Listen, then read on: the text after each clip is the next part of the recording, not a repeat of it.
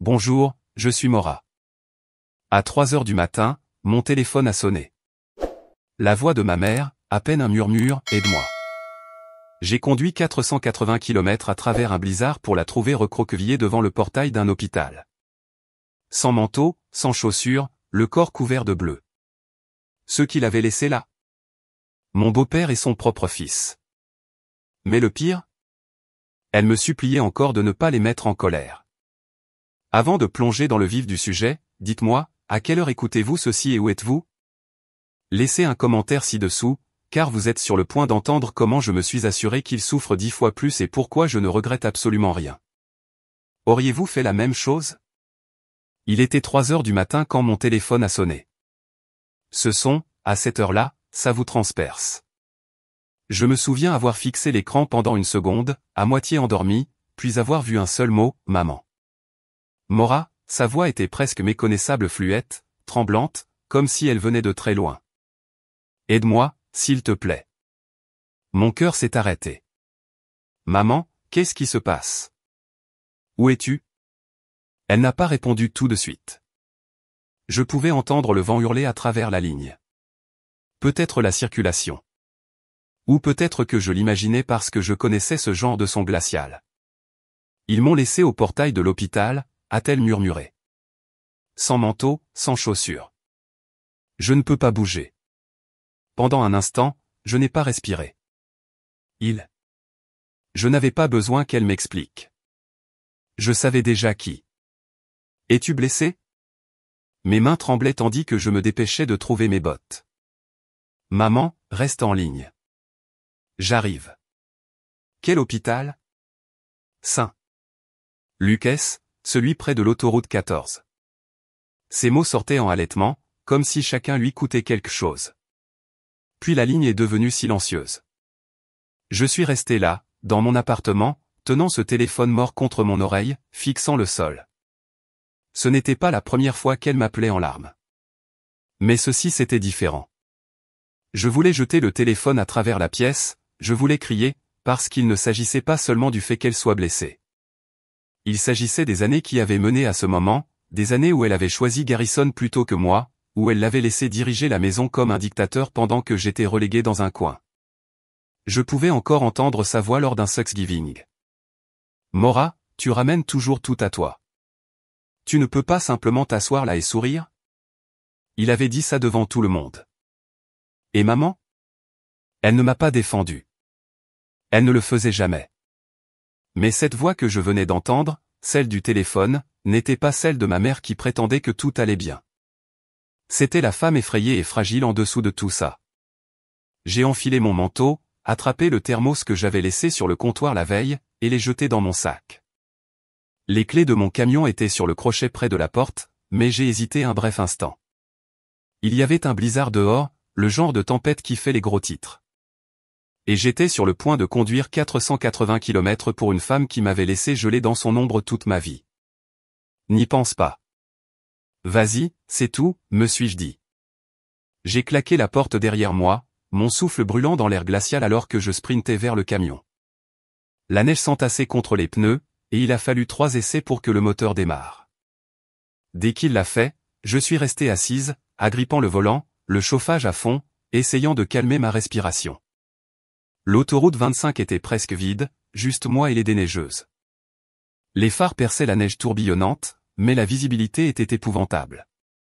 À chaque kilomètre, je pensais à faire demi-tour. À chaque kilomètre, je me souvenais des fêtes où j'avais été invisible. Mon demi-frère assis en bout de table comme s'il l'avait mérité pendant que je débarrassais les assiettes. Je me souvenais de Garrison me disant que je devrais le remercier de garder un toit au-dessus de la tête de ma mère, comme si je lui devais d'exister.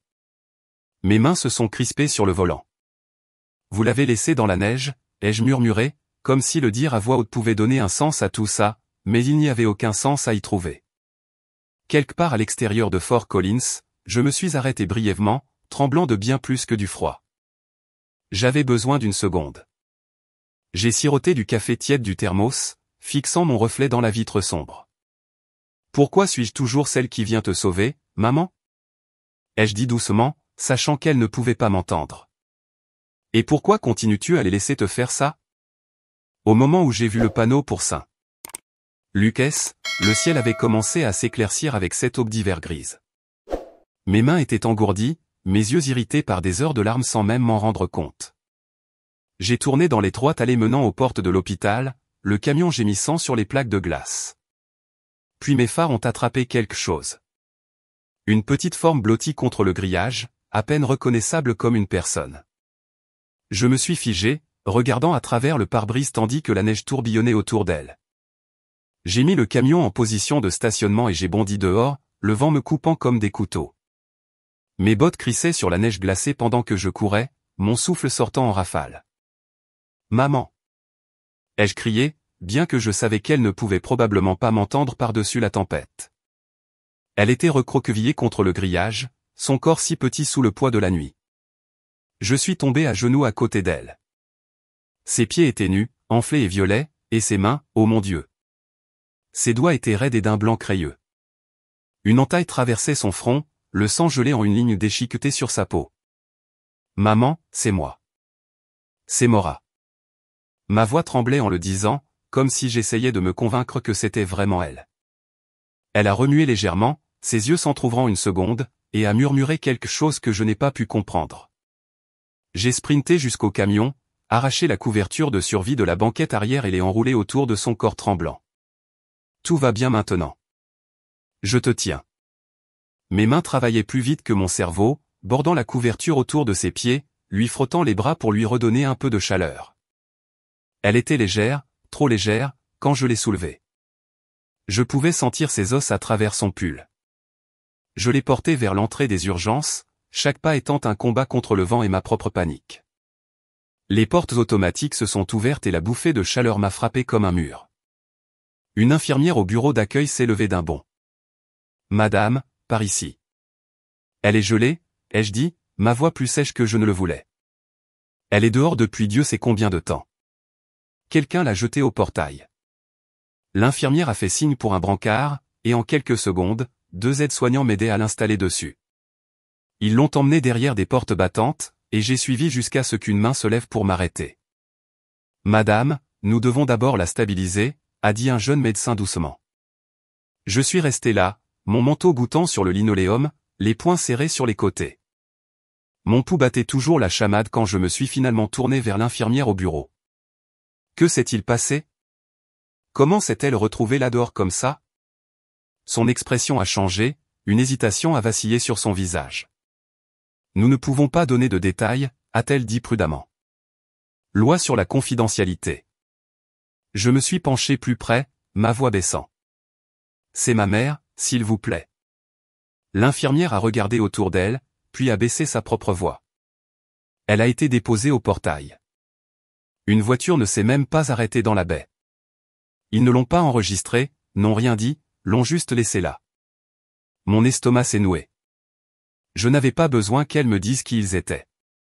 Je voulais crier, démolir les murs à main nue, mais j'ai ravalé ma rage. Pour l'instant, elle avait besoin de mon calme. Quelques minutes plus tard, une autre infirmière m'a laissé entrer dans une petite chambre où il l'avait installée.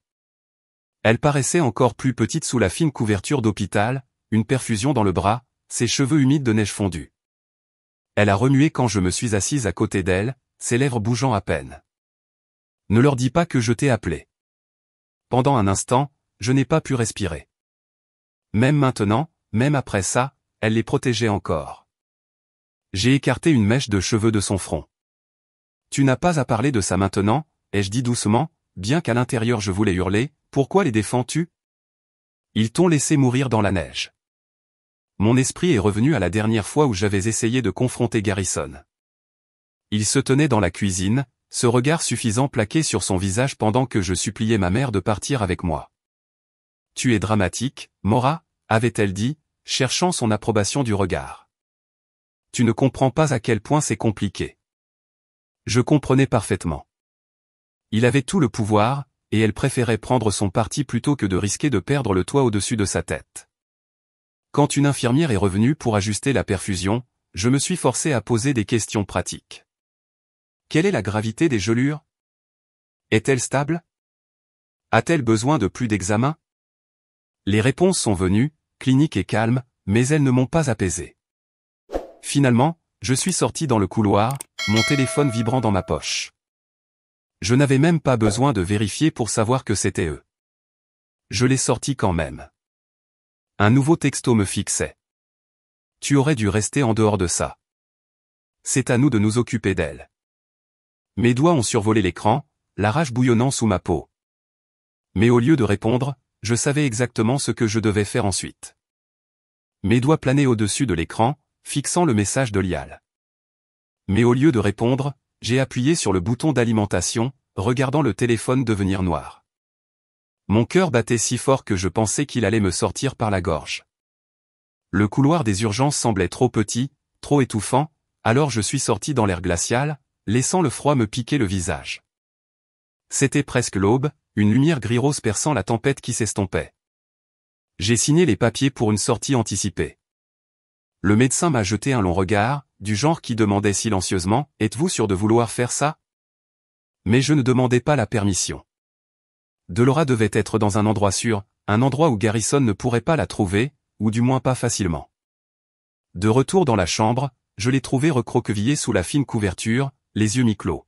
« Maman, on s'en va » ai-je dit doucement, en ajustant la capuche de son manteau emprunté. Elle a murmuré quelque chose sur le fait d'être fatiguée. Je ne lui ai pas dit où nous allions. Je n'avais pas besoin qu'elle argumente qu'elle appartenait à l'homme qui l'avait laissée geler. Au moment où je l'ai installée dans le camion, le ciel était d'un blanc laiteux, la neige se calmant enfin. Je l'ai bordée avec toutes les couvertures que j'avais, réglant le chauffage pour qu'il souffle sur elle. Elle dérivait entre conscience et sommeil, murmurant des fragments d'excuses que je ne pouvais supporter d'entendre. À peine 5 minutes après le départ, mon téléphone s'est allumé avec le nom de Garrison. Je ne voulais pas répondre, mais je l'ai fait. As-tu la moindre idée de ce que tu viens de faire ? Sa voix était tranchante, contrôlée, le genre de ton qui me hérissait même en tant que femme adulte.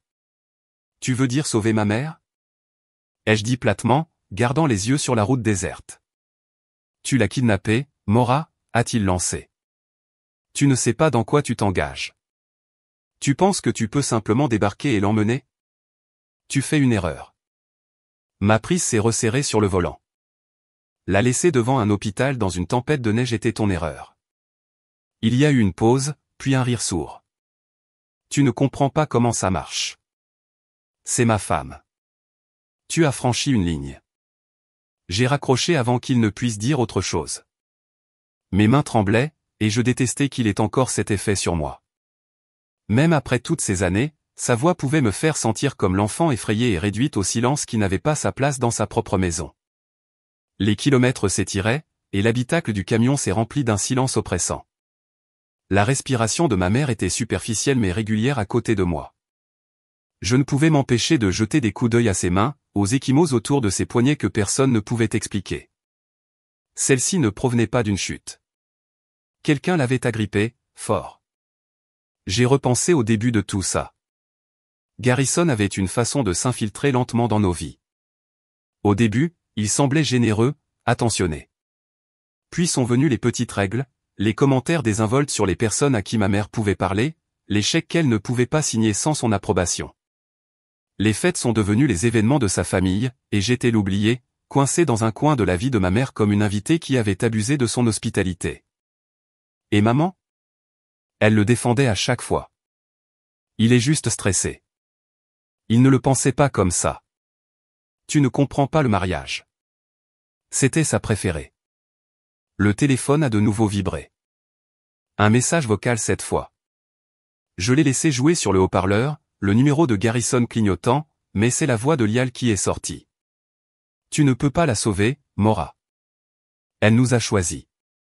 Elle le fera toujours. Elle reviendra en rampant comme toujours. Je l'ai éteint. Pendant un long moment, j'ai juste conduit, fixant la route tandis que le soleil montait plus haut. Je me suis débattu avec moi-même. Étais-je en train de la secourir ou simplement de l'entraîner dans une autre sorte de tempête ? Et si elle avait raison ? Et si elle voulait y retourner ? Mais ensuite je l'ai regardée, l'ecchymose sur sa tempe et la façon dont elle se recroquevillait même dans son sommeil, et mon hésitation s'est durcie en résolution. Ce n'était pas seulement de la négligence. C'était de la maltraitance, et je ne pouvais pas, je ne voulais pas laisser cela continuer. La route descendait vers les sources, et mes nerfs se sont tendus à mesure que nous approchions. Je l'imaginais installé dans ma chambre d'amis, du thé chaud sur la table de chevet, un peu de paix pour une fois. Mais quand j'ai tourné dans ma rue, je l'ai vu, un VUS noir tournant au ralenti près de mon allée. Ma prise s'est resserrée sur le volant.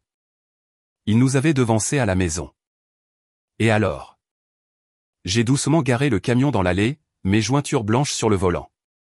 Le VUS noir était garé à quelques mètres de mon Porsche, le moteur tournant au ralenti, l'échappement crachant de la fumée dans l'air glacial.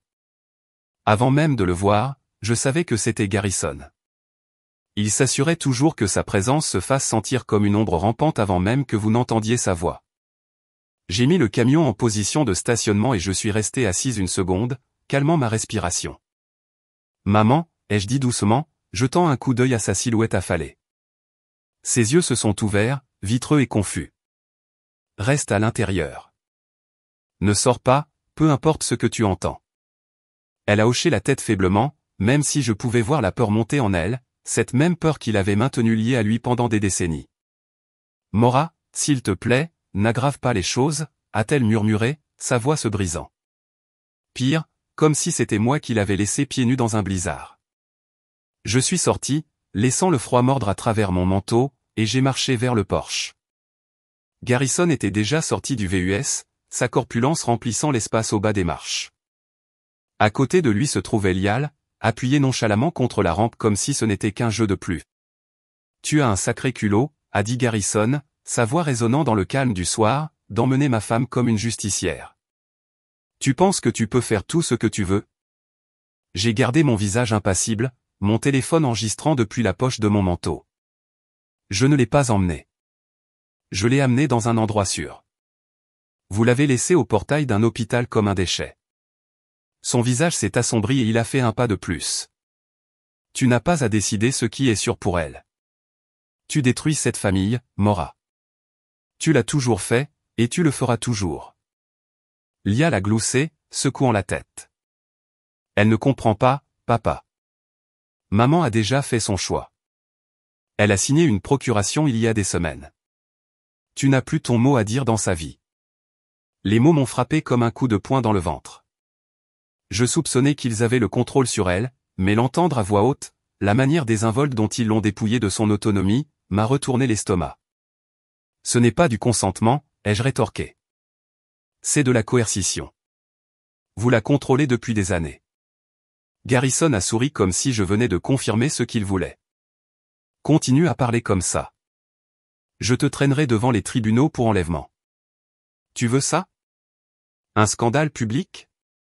Parce que je m'assurerai que tout le monde te voit pour ce que tu es, une fille amère et ingrate qui ne peut pas se mêler de ses affaires.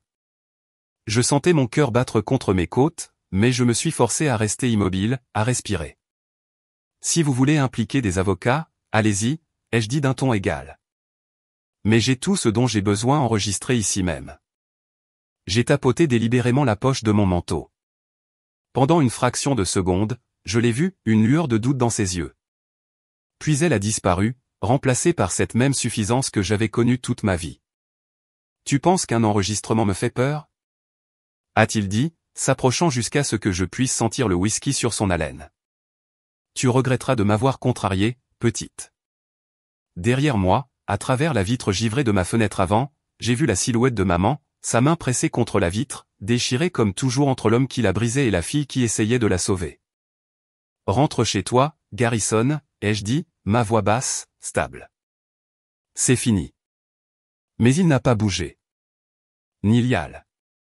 Ils sont juste restés là, confiants que leur paperasse de pouvoir leur donnait tout le droit de se tenir sur ma propriété et de ricaner. Je n'ai pas bronché. Je voulais crier, le pousser de mon Porsche, brûler tous les ponts entre nous en un instant explosif. Mais je suis resté immobile. Parce que ce n'était pas le combat. Pas encore. C'était la mise en place. J'ai reculé vers la porte, ma main sur la poignée. Vous avez eu votre mot à dire, lui ai-je dit. Maintenant partez avant que j'appelle les flics. Son sourire s'est élargi, non pas par peur, mais par amusement. Comme s'il savait que je n'allais pas appeler. Comme s'il savait que ce n'était pas fini. Alors que je fermais la porte, ces derniers mots ont traversé l'air froid, s'enfonçant profondément. Tu regretteras ça. Ces mots sont restés avec moi longtemps après que j'ai fermé la porte, tournant dans mon esprit comme un vautour attendant d'atterrir. Je n'ai pas dormi cette nuit-là. Pas vraiment. Je me suis assise sur le bord de mon lit, portant encore les vêtements de la veille, regardant ma mère endormie sur le canapé. Elle avait l'air si petite sous la couverture, sa main recroquevillée près de son visage comme un enfant. Cela me brisait de la voir comme ça, mais je ne pouvais pas laisser cette tristesse me paralyser.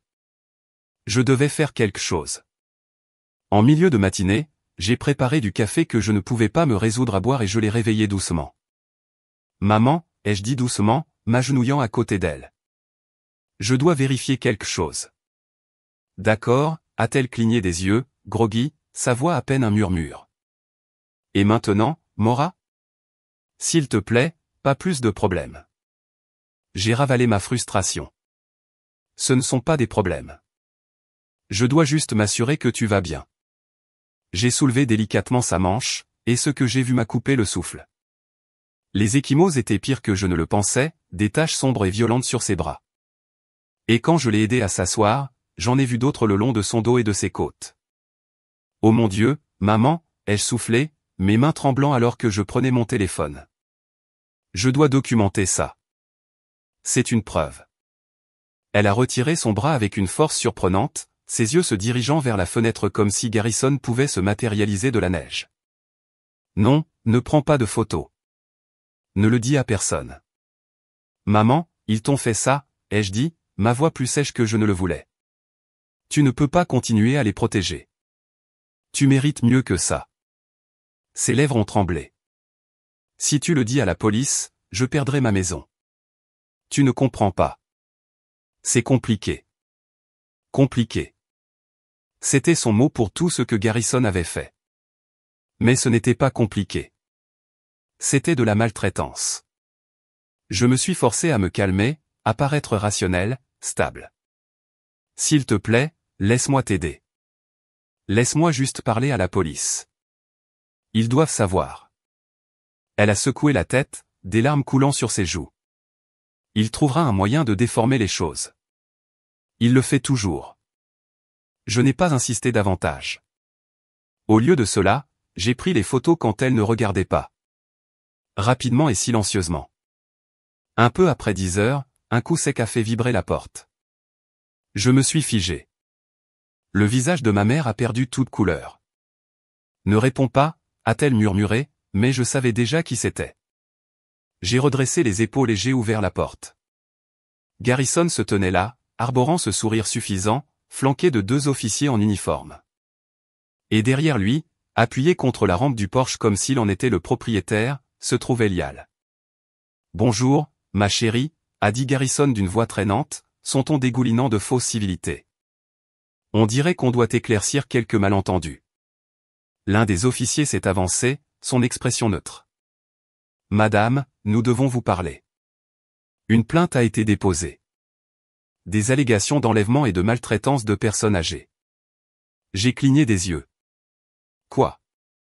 Garrison m'a tendu un papier plié, son sourire s'élargissant. « Tu ne pensais pas qu'il n'y aurait pas de conséquences à enlever ma femme de sa maison, n'est-ce pas? Tu es dépassé par les événements, Maura. » J'ai déplié le document avec des mains tremblantes. Une ordonnance restrictive temporaire. Je n'étais pas autorisé à interférer avec la tutelle de Garrison sur ma mère. Ma mère. Vous plaisantez, j'espère, ai-je dit, ma voix se brisant. Elle est juste là. Regardez-la. Vous pensez qu'elle est en sécurité avec lui? Delora planait derrière moi, se tordant les mains, incapable de croiser mon regard. Maura, s'il te plaît, laisse tomber. L'un des officiers, un homme grand au comportement calme, m'a pris à part. Madame, je suis le détective Harris, a-t-il dit doucement. Si vous voulez que ça tienne, trouvez une aide juridique, et vite. Nous ne pouvons pas faire grand-chose si elle ne fait pas de déclaration. J'ai hoché la tête, engourdi, mon esprit tourbillonnant alors que les mots de Garrison résonnaient au fond de ma tête. Tu regretteras de m'avoir contrarié. Il s'est tourné pour partir, lançant une dernière pique par-dessus son épaule. Prends soin de toi, Maura. n'aggrave pas les choses pour elle plus qu'elles ne le sont déjà. Lia la rit sous cape alors qu'il s'éloignait. Quand la porte s'est fermée, je me suis appuyé contre elle, fixant le papier dans ma main. J'avais l'impression que les murs se refermaient sur moi. Je ne pouvais plus respirer. Pendant un long moment, je suis resté là, écoutant le son des respirations superficielles de ma mère dans la pièce voisine. J'ai murmuré pour moi-même, à peine audible, si le système ne la sauve pas, je devrais le faire à ma façon. Cette nuit-là, je n'ai pas dormi. Je suis resté assise à la table de la cuisine, mon ordinateur portable brillant dans le noir, le bourdonnement du réfrigérateur comme un rappel d'une normalité qui n'existait plus dans cette maison. Je ne paniquais plus. La peur s'était transformée en quelque chose de plus aigu, de plus froid. Mes mains se déplaçaient sur le clavier, recherchant des articles juridiques, des forums de survivants, tout ce que je pouvais trouver sur les lois concernant la maltraitance des personnes âgées et la fraude à la tutelle. L'horloge approchait de 3 heures du matin, mais je ne pouvais pas m'arrêter. Chaque clic me donnait l'impression de récupérer un peu de contrôle. Garrison pensait que son ordonnance restrictive m'avait acculé. Lial pensait probablement que répandre ses mensonges sur mon instabilité en ville me ferait taire, mais tout ce qu'ils ont fait, c'est me faire réaliser que j'avais joué en défense alors que j'aurais dû construire mon attaque. À l'aube, j'ai laissé un mot pour ma mère. Je reviens bientôt. N'ouvre la porte à personne. Elle n'a pas bougé, toujours recroquevillée sur le canapé comme si elle essayait de se faire disparaître. La voir ainsi m'a donné de la force.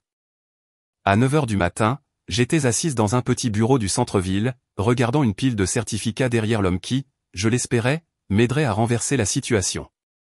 Il s'appelait Daniel Price, un avocat spécialisé en droit des aînés. Il n'a pas perdu de temps en paroles. Il a écouté, a hoché lentement la tête, puis a demandé tous les documents que j'avais, l'ordonnance restrictive, les photos des bleus de ma mère, même le texto que Lial m'avait envoyé. « Vous avez raison de vous inquiéter », a-t-il dit après les avoir parcourus. Mais voici le problème. Nous n'affrontons pas des gens comme Garrison de front. Les hommes comme lui comptent sur l'intimidation et les failles juridiques. Nous les démantelons pièce par pièce. Discrètement. Son calme était à la fois troublant et réconfortant. Il l'a forcé à accepter cette tutelle, ai-je dit en tapotant l'ordonnance avec mon doigt. Je le sais. Alors c'est par là que nous commençons, a-t-il répondu. Je vais examiner les papiers. S'il y a fraude, nous la trouverons. Il m'a donné sa carte. Restez silencieuse pour l'instant. N'interagissez pas avec lui ou Lial. Documentez tout. Laissez-moi m'occuper du côté juridique. Sur le chemin du retour, le détective Harris a appelé. Maura, a-t-il dit de sa voix posée. Les gens comme lui font des erreurs quand ils pensent qu'ils ont déjà gagné. Soyez à l'affût. Enregistrez tout. Je suis rentré à la maison et j'ai trouvé ma mère réveillée, assise à la table de la cuisine, fixant son téléphone comme s'il contenait son âme. Maman, ai-je dit, en essayant de garder ma voix douce. As-tu encore des messages vocaux de Garrison? Elle a tressailli. Pourquoi? Parce que nous avons besoin de preuves, ai-je dit. Quelque chose d'indéniable. Elle a hésité mais a fait glisser le téléphone sur la table. Il y en a un de la semaine dernière, a-t-elle murmuré. Ne le mets pas en haut-parleur. J'ai mis mes écouteurs et j'ai appuyé sur lecture. Sa voix est sortie, pâteuse et odieuse. Tu crois que tu peux me mettre dans l'embarras, Delora? Je t'ai laissé là dehors pour geler pour une raison. Si tu ne signes pas ces papiers, tu peux pourrir. Mon estomac s'est noué. Ce n'était pas seulement une preuve. C'était un aveu. J'ai levé les yeux vers elle, mais elle n'a pas voulu croiser mon regard. Maman, tu entends ce qu'il a dit? Ça peut tout changer. Elle a pressé ses paumes l'une contre l'autre, tremblante. S'il te plaît, Maura, n'aggrave pas les choses. Tu ne sais pas de quoi il est capable. Je me suis penché plus près, baissant la voix. Si, je le sais, et c'est exactement pourquoi je ne peux pas laisser passer ça. Elle a secoué la tête, se repliant sur elle-même. Je ne peux pas me battre contre lui. Il nous détruira. C'est alors que ça m'a frappé. Elle ne m'accompagnerait pas là-dedans. Pas émotionnellement, peut-être même jamais. Cette bataille n'était pas la sienne. C'était la mienne. Cette nuit-là, je me suis assise seule dans ma cuisine à nouveau, écoutant ce message vocal encore et encore jusqu'à ce que ces mots se gravent dans mon cerveau. Chaque répétition renforçait ma détermination. Il pensait m'avoir enterré avec ses menaces et sa paperasse, mais en réalité, il s'était enterré lui-même. J'ai fermé mon ordinateur portable, murmurant dans la pièce silencieuse, « Tu viens de t'enterrer toi-même, Garrison. » Le lendemain matin, j'avais tout ce dont j'avais besoin, et je savais exactement où frapper. Mes mains ne tremblaient pas alors que je rangeais les documents dans un mince dossier noir. J'avais passé toute la nuit à les examiner avec Daniel, mon avocat. Chaque reçu, chaque photographie, chaque impression des habitudes de dépenses de Garrison, chaque capture d'écran de ses messages textes, tout avait été méticuleusement préparé. Pour la première fois depuis que tout cela avait commencé, je me sentais en contrôle. Le palais de justice sentait légèrement le café et le nettoyant pour sol, le genre d'odeur qui persiste dans les bâtiments où les vies sont changées d'un coup de plume. J'ai franchi ces portes la tête haute, ignorant les voix dans ma tête qui me disaient que j'entrais dans la fosse aux lions. Le détective Harris m'avait envoyé un texto plus tôt. Si vous prévoyez de bouger, c'est votre fenêtre de tir. C'était tout ce que j'avais besoin de savoir. Demander la tutelle d'urgence, c'était comme reprendre de l'air après s'être noyé. La greffière n'a pas eu l'air surprise quand j'ai expliqué ma situation, elle a juste pris les formulaires et les a tamponnés. Le juge examinera cela aujourd'hui, a-t-elle dit. Vous recevrez un appel. D'un seul coup, le pouvoir avait changé de camp. Ce n'était plus Garrison qui décidait du calendrier. C'était moi. En sortant, j'ai envoyé le message vocal incriminant à une assistante sociale de confiance que j'avais rencontrée lors d'un de mes quarts à l'hôpital. Elle a répondu presque instantanément. C'est grave. Je le transmets au tribunal. En fin d'après-midi, j'étais dans la salle de médiation. Garrison avait insisté là-dessus, sa dernière tentative pour présenter cela comme une affaire de famille. Il voulait le contrôle. Je voulais la responsabilité. La différence, c'est que j'avais des preuves. L'air était lourd quand je suis entré. Garrison était assis au bout de la table polie, Lial à côté de lui, souriant comme un enfant qui se croit intouchable. Ma mère était assise tranquillement sur le côté, se tordant les mains, ses yeux fuyant partout sauf les miens. Je détestais ce regard, celui qui disait qu'elle avait encore plus peur de lui qu'elle n'était prête à espérer pour elle-même. Eh bien, regardez qui a finalement décidé de jouer à la grande, a dit Garrison, se penchant en arrière comme s'il possédait la pièce. Tu as mis le désordre, Maura, en mêlant des étrangers à nos affaires. Tu as détruit cette famille. Je n'ai pas bronché. Je n'ai pas répondu. J'ai simplement fait glisser le dossier sur la table jusqu'à la médiatrice. Les preuves, ai-je dit simplement. Il a gloussé. Qu'est-ce que tu essaies de prouver? Que j'achète de belles choses? Elle voulait que je gère ses comptes. Elle me fait confiance, pas à toi. L'expression de la médiatrice n'a pas changé alors qu'elle ouvrait le dossier, révélant des photographies de bleu sur les bras de ma mère et des relevés financiers mettant en évidence des milliers de dollars de retrait pour des achats de luxe, tous provenant des comptes de ma mère. Monsieur Reed, a-t-elle dit, sa voix neutre. Pouvez-vous expliquer cela? Lial s'est penché et lui a murmuré quelque chose, mais son sourire s'est estompé alors que la médiatrice continuait. Avant que Garrison ne puisse répondre, la porte s'est ouverte.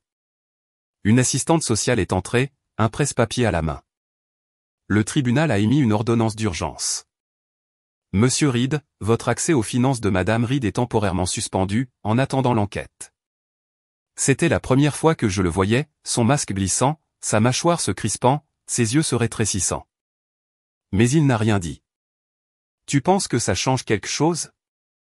A-t-il marmonné, assez bas pour que je sois la seule à l'entendre. Tu joues avec le feu, petite. Je me suis penché juste assez pour croiser son regard furieux. Alors j'espère que tu as apporté un seau d'eau.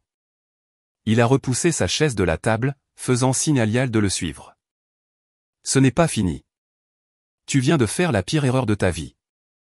Mais je suis resté calme, mes doigts effleurant le bord de mon dossier, sentant le poids de chaque pièce à conviction à l'intérieur. Il ne le savait pas encore, mais je n'avais pas fini. Loin de là. Alors qu'il sortait en trombe, ma mère m'a finalement regardé. Ses lèvres tremblaient comme si elle voulait dire quelque chose, des excuses, peut-être de la gratitude mais rien n'est sorti. J'ai posé une main sur son épaule. Ça va, maman. Ce n'est que le début. Et en sortant de ce bâtiment, le vent froid me coupant le visage, j'ai senti un feu constant dans ma poitrine. Il pensait que c'était mon erreur. Mais ce qu'il ne savait pas, c'est que je n'avais même pas encore joué ma dernière carte. Le palais de justice était différent ce matin-là. Ce n'était pas seulement l'odeur de vieux bois et de café éventé. C'était le poids dans l'air, le genre de lourdeur que l'on ressent quand tout le monde dans la pièce sait que le résultat changera des vies. Je suis entré avec ma mère à mes côtés, c'est pas incertain, mais elle ne m'a pas résisté cette fois. Elle gardait les yeux baissés, évitant de voir Garrison et Lial de l'autre côté de l'allée. Le détective Harris se tenait tranquillement près du fond, sa présence calme et délibérée, un signal silencieux que quelqu'un surveillait au cas où cela dégénérerait. Garrison était assis comme un roi sur son trône, un sourire suffisant plaqué sur son visage, son avocat brassant des papiers comme s'il détenait une main gagnante. « Prête à te faire humilier, petite ?» a-t-il chuchoté en passant. Je n'ai pas répondu. Je n'en avais pas besoin. Le juge est entré, et la séance a commencé. L'avocat de Garrison s'est levé le premier, sa voix dégoulinant de fausses préoccupations. « Votre honneur, avant de procéder, nous devons aborder la stabilité mentale de mademoiselle Reed. » Il a brandi un dossier, le secouant pour faire de l'effet. Nous avons recueilli des préoccupations documentées de plusieurs sources montrant un comportement erratique, de l'agressivité et un jugement inapproprié. Nous pensons qu'elle représente un danger pour sa mère. Je n'ai pas scié, mais mon estomac s'est noué. Ils avaient tout fabriqué. Il essayait de me priver de toute crédibilité, de me faire passer pour l'instable. Le juge a haussé un sourcil. Avez-vous des preuves à l'appui ? Oui, a dit l'avocat, en faisant glisser les papiers vers l'avant. Des déclarations et des rapports décrivant la conduite récente de mademoiselle Reed, combinée à son historique de dépassement des limites de la tutelle légale. Cela dresse un tableau clair. Garrison s'est penché en arrière, les mains croisées sur son ventre. Elle a toujours été comme ça, a-t-il marmonné assez fort pour que le tribunal l'entende. Toujours en train d'essayer de ruiner cette famille. Pendant un moment, je les ai laissés savourer leur confiance. Je voulais qu'ils pensent qu'ils étaient en train de gagner. Puis je me suis levé lentement, plaçant une petite clé USB sur la table devant le juge. « Votre honneur » ai-je dit, ma voix stable. Avant de répondre à ces accusations, j'aimerais faire écouter un enregistrement audio. C'est la voix de l'homme qui vient de prétendre qu'il protégeait ma mère. Le juge a hoché la tête, et l'huissier a préparé la lecture. Garrison s'est agité sur son siège alors que sa propre voix emplissait la salle d'audience, des mots pâteux dégoulinant de mépris. Elle ne voulait pas signer les papiers, alors je l'ai laissée dehors, je l'ai laissée geler un moment. Peut-être qu'alors elle apprendrait. Un halètement a parcouru la salle. Ma mère s'est couvert le visage, ses épaules tremblant. Même le sourire de Lial a vacillé, sa bravade se fissurant comme de la glace mince. « Monsieur Reed » a dit sèchement le juge. « Est-ce votre voix ?» Garrison a bafouillé. « C'est hors contexte. » J'étais en colère. Elle. Je ne lui ai pas donné la chance de tourner ça à son avantage. Il n'y a aucun contexte où laisser une femme de 62 ans pieds nus dans une tempête de neige devant un hôpital est justifié, ai-je dit, ma voix s'élevant. Ce n'était pas de la protection. C'était de la cruauté. Silence. Personne n'osait parler. Je n'avais pas fini. Et votre honneur, ai-je poursuivi, en sortant un autre document de mon dossier. Depuis la semaine dernière, j'ai obtenu la pleine tutelle financière de ma mère. Ceci, j'ai brandi les papiers notariés, rend nul toutes les réclamations antérieures de monsieur Reed. Il n'a plus d'autorité sur ses comptes, ses soins, ou sa maison. Le juge a étudié le document, puis a regardé Garrison. Étiez-vous au courant de ce dépôt ? Il n'a pas répondu. Son visage est devenu rouge, son sang-froid s'effritant. Avec effet immédiat, a dit le juge, monsieur Reed est déchu de toute autorité décisionnelle financière ou médicale concernant madame Reed. De plus, le tribunal ouvrira une enquête complète sur une éventuelle maltraitance de personnes âgées et exploitation financière. Les mots l'ont frappé comme un coup de marteau sur la poitrine. Garrison a frappé ses mains sur la table, se levant brusquement. Ce n'est pas fini, a-t-il grondé, pointant un doigt tremblant vers moi. Tu le regretteras, Mora. Je te le promets. Le détective Harris s'est avancé, la main près de sa ceinture, précis. Garrison dépassait les bornes, mais je n'ai pas bronché. Pour la première fois depuis des années, je savais que ces mots ne me faisaient plus peur. Des semaines plus tard, la neige est tombée à nouveau, épaisse et implacable. Mais cette fois, je ne serrais pas le volant de toutes mes forces au milieu d'un blizzard. J'étais à la maison. Le Vermont était devenu plus qu'un simple refuge. C'était à nous maintenant, à moi et à ma mère. Le chalet sentait le cèdre et le pin frais, la chaleur de la cheminée propageant une douce tiédeur dans chaque pièce. Je me tenais près de la fenêtre, regardant les flocons descendre paresseusement sur le sol gelé, une scène qui ressemblait étrangement à un miroir de cette nuit-là. Tout avait changé. Seulement maintenant, il n'y avait plus de peur. Delora était assise près du feu, enveloppée dans l'une de mes courtes pointes, ses mains posées sur ses genoux. Elle portait encore la quiétude de quelqu'un qui se remet d'années à être diminué, mais il y avait quelque chose de nouveau dans sa posture, une dignité fragile. Elle a levé les yeux vers moi quand je me suis approché et a esquissé un petit sourire. « Tu es silencieuse » a-t-elle dit doucement, sa voix portant encore l'hésitation de quelqu'un qui a passé une vie à mesurer chaque mot. Je pensais juste, ai-je répondu, m'installant dans le fauteuil à côté d'elle. À cette nuit-là, au trajet. À quel point il s'agissait de te sauver toi et à quel point il s'agissait de me sauver moi. Ses yeux ont brillé. Pour la première fois, elle n'a pas essayé de détourner ou de rejeter mes paroles. Au lieu de cela, elle a cherché ma main, son contact hésitant. Tu n'aurais pas dû avoir à me sauver, a-t-elle murmuré. Mais je suis contente que tu l'aies fait. Nous sommes restés assis en silence pendant un moment, un silence qui n'était pas inconfortable, juste plein. Puis elle a dit, il y a quelque chose que je dois te donner. Elle s'est penchée en avant, tirant une petite enveloppe d'entre les pages d'un vieux livre posé sur la table d'appoint. J'ai écrit ça après. Après l'hôpital.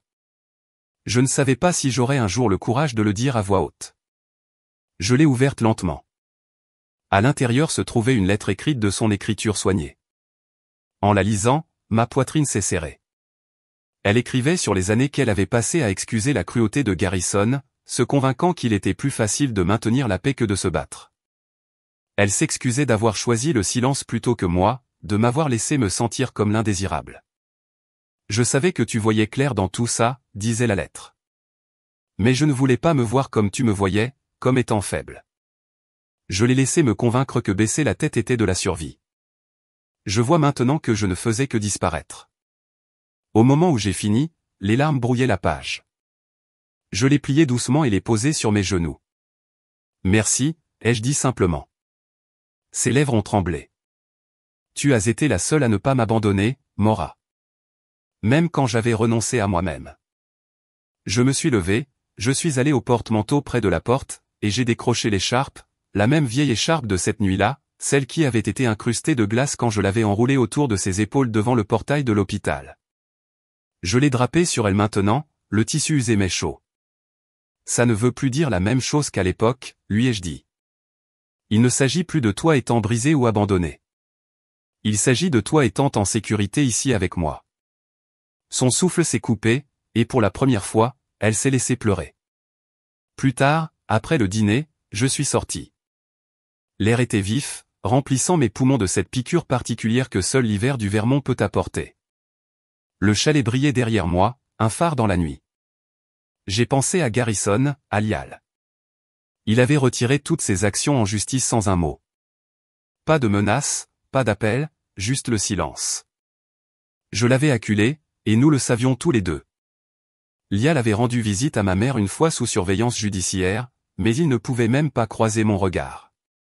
Ils n'étaient plus des spectres hantant chacun de mes pas, juste des hommes dépouillés de leur pouvoir, leurs ombres devenant plus petites de jour en jour.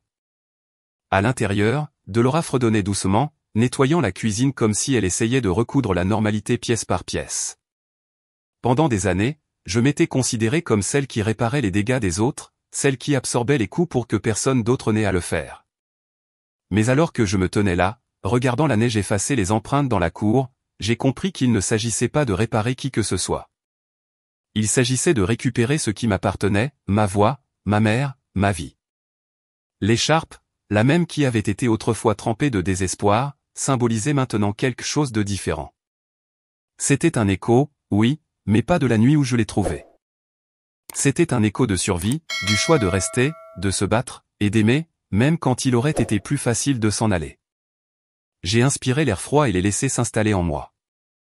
La neige continuait de tomber, mais pour la première fois, cela ne ressemblait pas à un blizzard.